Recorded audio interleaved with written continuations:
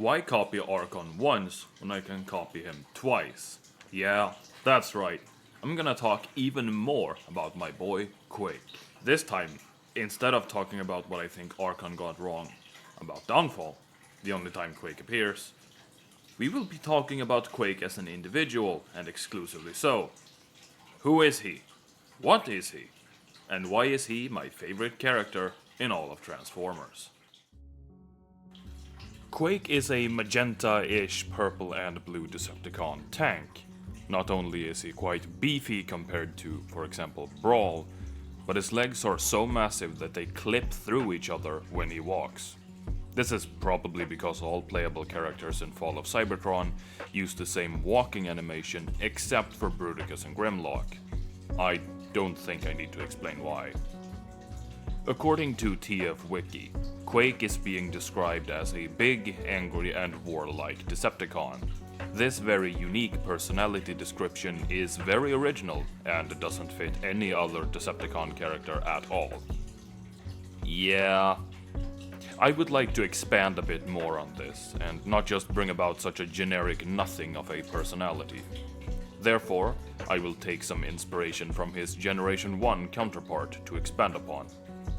It is said that when Quake enters a room, the whole room goes quiet. Not because he's intimidating, well, he is. But the real reason it goes quiet is because everyone in the room except for him is dead. Quake is violent, he's hyper-aggressive, and the only one more violent than him, with or without weapons, is probably Grimlock, arguably Roadbuster. As Quake is a big, angry tank who joined the Decepticons, it is probably not too out there to say he's been a gladiator. The one time where he appears in the game, he has the shield ability. That seems quite fitting for a gladiator to wield. And if he's been one, maybe he's got experience using shields. In Escalation, no matter what map you're playing, someone has the shield. And between Quake, Brawl, Swindle, and Onslaught, yeah, maybe Brawl, but he already has his Sentry from War for Cybertron, so it could just have been defaulted to Quake. But still, food for thought. Let's talk a bit about Quake's vehicle mode, yet another reason why I love Quake. Quake transforms into a Steel Crusher, a type of Cybertronian tank. This form is kinda shaped like a horseshoe, with Quake's arms and legs forming the outer sections of the tank, and his torso, back, and shoulders forming the rear and central parts of the tank. This can easily be seen by just looking at Quake from behind, as several energon vents, or thrusters, from the rear of the tank can be seen as being part of his robot mode back and shoulders. His tank barrel doesn't appear to be hollow, like a normal tank barrel, but instead appears to be a solid piece of metal machinery, glowing brightly with energon. It can therefore be assumed that he fires either energy-based or energon-based projectiles instead of traditional bullets or shells. I can imagine that his tank blasts are similar to the Quasar cannon from Helldivers 2, except possibly without a needed charge up. The charge time could be considered an equivalent to the reload time. I don't know, I'm not good with guns. Granted, all tank forms in the game behave like reskins of each other. It could be argued that characters like Brawl and Demolisher, who have more than one tank barrel, probably possesses the ability to fire each barrel separately. Think how Vortex has a mortar-like weapon, while Starscream has homing missiles. Different vehicle modes have different weapons. Brawl even fires multiple shots when in tripod mode, to bring down the bridge the Autobots are about to cross with the Energon Hauler in Fall of Cybertron, possibly adding validity to my argument. Granted, this could just be a game limitation. Fall of Cybertron's development was somewhat rushed after all. Perhaps the different tanks would have had different ways of attacking if Fall of Cybertron got some more time to get developed. I can definitely see Brawl firing non-explosive anti-tank shells, and Demolisher having smaller tank shells that can be fired rapidly and individually, possibly to keep higher pressure on the battlefield and limit the ability to counterattack him. But for Quake, it's all concentrated into one singular massive shot, just like Megatron for instance. Perhaps not as powerful of a cannon, but still capable of true devastation. So, I got about this far into making the video. 1 second.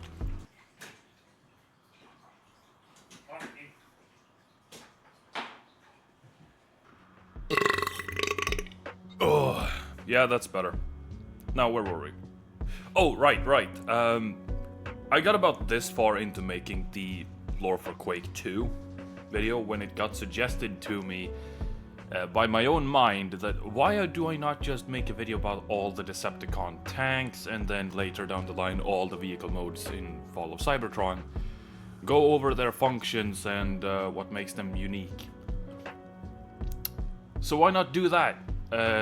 Since we started with Quake, why not keep on going with the rest of the Decepticon tanks? Demolisher is the signature bot transforming into a Bruiser, which will be the second type of tank that we will cover. Like previously mentioned, the Bruiser has more than one tank barrel, specifically 4.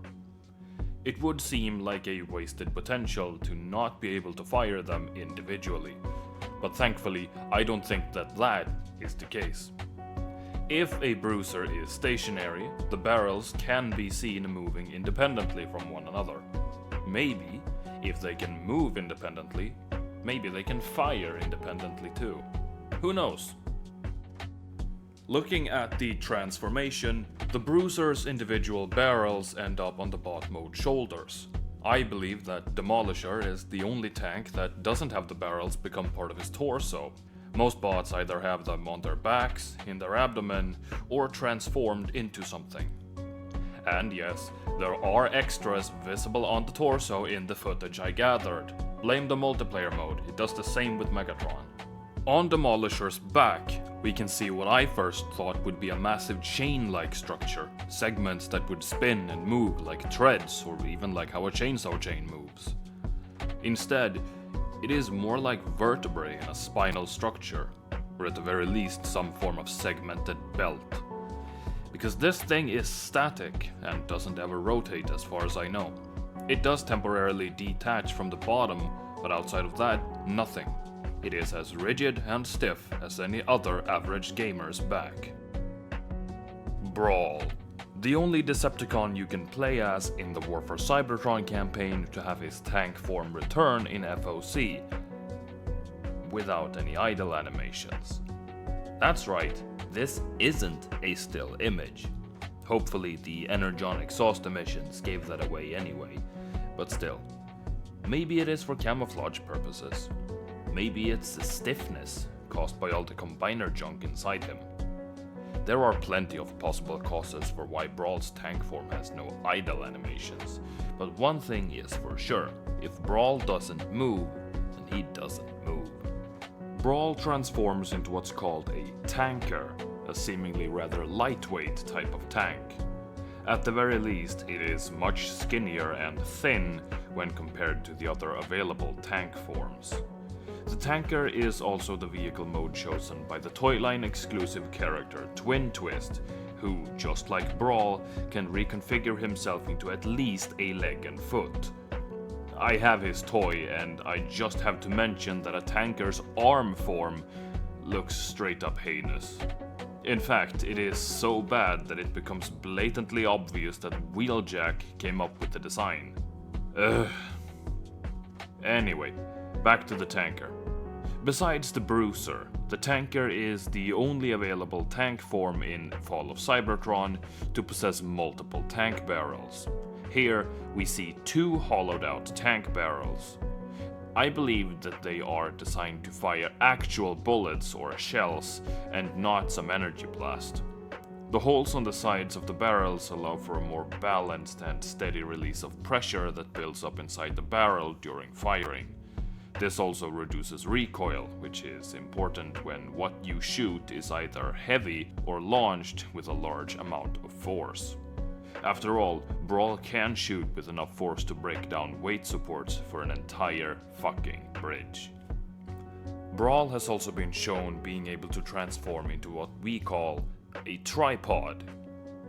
Here he has 3 apparent legs, becomes the only tank in the game to touch the ground in vehicle form, and yeah, somehow I think this mode is exclusive to Brawl. Him being a quad changer is kind of surprising. Like, we didn't get triple changers, we got quad changers in FOC. Because he's got bot mode, tank mode, combined mode, and tripod mode, which is 4 modes. I don't really know if combiners count as triple changers, but if they do, then Brawl is a quad changer. Yeah, that's a fact. Now, let's temporarily switch over to War for Cybertron, because there is one Decepticon who has had more than one alternate form across the games. None other than our glorious leader, Lord Megatron. Before being killed by Metroplex, Megatron transforms into a destroyer? Well, it is a fitting name considering what he uses the form for, but let's keep in mind that this is a type of tank, not a multiplayer class. Looking at the destroyer, we can see that it consists of several large plates laid on top of each other. In the center is the well-known fusion cannon, a unique weapon modified from a riot cannon, which functions as the tank barrel. This fusion cannon has had several modifications done to it to separate it from the riot cannon. Outside of being vehicle mode compatible and visually distinct, it packs a bigger punch and seemingly 2 separate types of ammo. One for arm-wielded usage and one for tank usage. Since this iconic weapon is only present on Megatron, I theorize that the destroyer vehicle mode isn't actually a tank, but rather some form of mining equipment. Megatron probably removed his drill or whatever else he had attached to mine with and replaced it with his fusion cannon. This is just speculation though, so don't take this as canon. What is canonically a tank, however, is the Gunner, Megatron's post-Metroplex tank form. One of the most notable differences between the Destroyer and the Gunner is that the Gunner alternate mode is without a doubt a tank from the beginning and not repurposed mining equipment. Megatron might also be the only Cybertronian to canonically turn into this, seeing as how his new body and thereby alternate form was built by Soundwave's crew. A key difference between Megatron's new form and his old form is that his iconic fusion cannon isn't around anymore.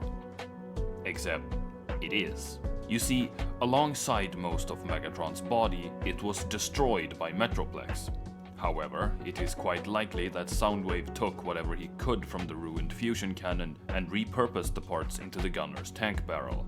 It's not identical, but it looks a lot like what we saw Megatron wield in Fall of Cybertron's promotional material.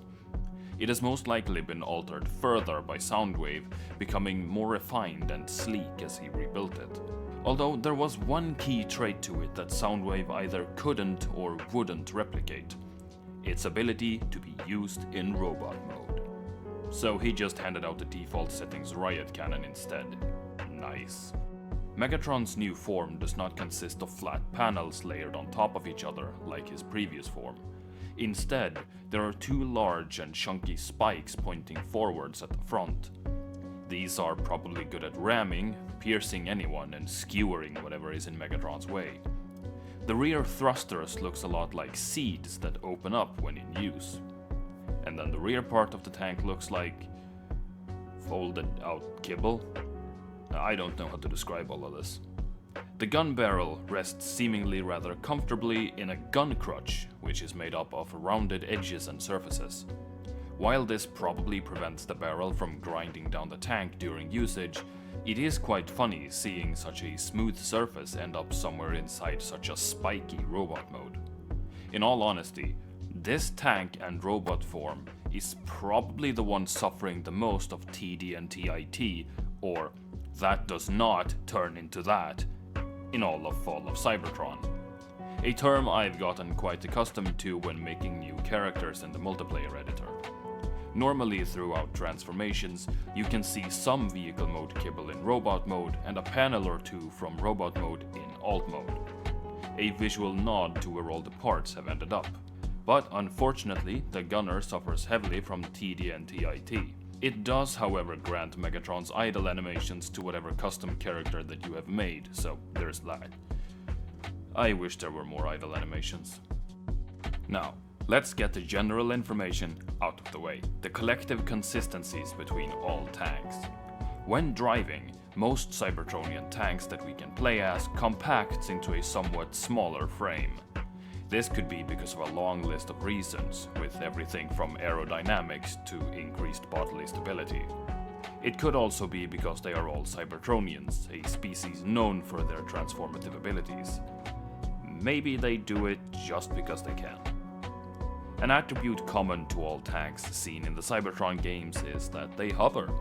When shooting, when driving, even when stationary. If a character that transforms into a tank is in tank mode, then they are off the ground. Simple. Their hovering capabilities seem to be quite powerful, as the recoil from their cannons doesn't send them flying like hockey pucks on the battlefield. It could be argued that it's because of their immense weight and hulking frames. And while that's true...